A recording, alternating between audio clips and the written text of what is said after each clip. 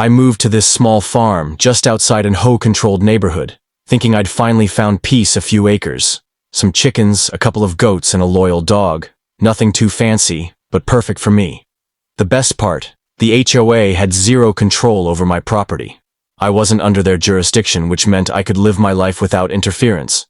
Or so I thought. The trouble started almost immediately. A woman mid-50s, sour expression, always marching around like she owned the place, made it clear she wasn't happy about my presence. I'd later learn her name was Karen. But honestly, I could have guessed the first time we met she didn't introduce herself or welcome me to the neighborhood. Instead, she stood at my fence, arms crossed, and said, "You can't have those here." I looked around confused. Have what? The animals, chickens, goats. This isn't a farm. I shrugged. Actually, it is. This land isn't part of the HOA. Her face twisted like I'd personally insulted her. This is a nice community. You're ruining the aesthetic with this. She waved a hand at my yard mess. I laughed, thinking she had to be joking. She wasn't.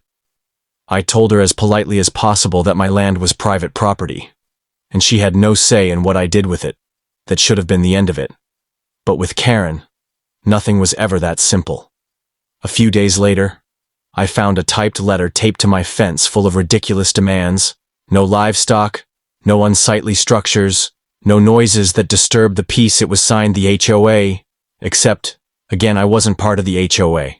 I ignored it, assuming she'd get bored. She didn't. Instead, she escalated first. It was the noise. Complaints. Apparently my chickens clucking in the morning was unacceptable. Then came the false accusations. My dog was dangerous. My animals were filthy. She started rallying other HOA members, trying to turn them against me. Some neighbors sided with her, but most didn't care.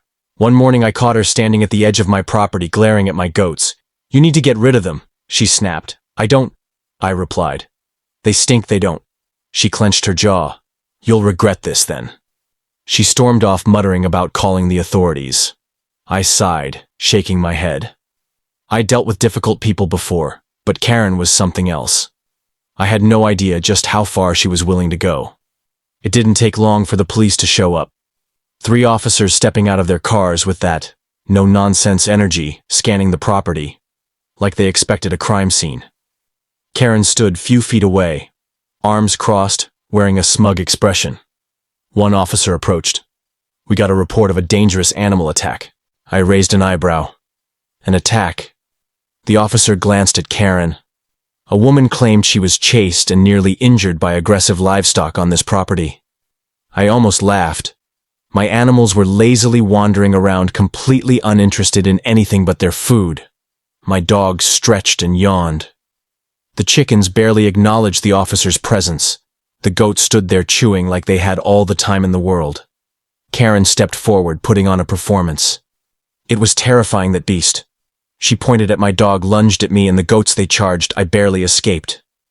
The officers looked at me. I shrugged. That never happened. One of them sighed. "Do you have security cameras?" I nodded and led them to my porch, pulling the footage on my phone. We watched as Karen stomped onto my property, waving her arms, yelling at my goats, who barely reacted. My dog stayed on the porch the entire time. At no point was she attacked. She wasn't even touched. One officer turned to her. "Ma'am, this doesn't show any attack." Karen's face turned red. Well, maybe the footage didn't catch it, but I was in danger. "He lets these animals roam free, and they," another officer cut her off. "Ma'am, you do realize filing a false report is a crime, right?" Her smugness evaporated instantly. "I was just trying to protect the neighborhood by trespassing on private property," he gestured toward the screen, "because this clearly shows you entering without permission." Her mouth opened and closed. No words coming out. Another officer turned to me. "Would you like to press charges for trespassing?" I glanced to Karen. She looked like she might explode. I crossed my arms. "Yeah, I think I would." The lead officer nodded and turned to Karen. "Ma'am, you're under arrest for filing a false police report and trespassing." The color drained from her face. "You can't be serious." They were within minutes. She was in handcuffs, still protesting, still insisting she was the victim. The officers ignored her. One of them even chuckled under his breath as they led her to the car. As she was being placed inside, she shouted at me one last time, This isn't over. But we both knew it was, and for the first time since moving here, I finally had some peace. If you like this video, don't forget to subscribe to the channel and share this video with family and friends. Thank you.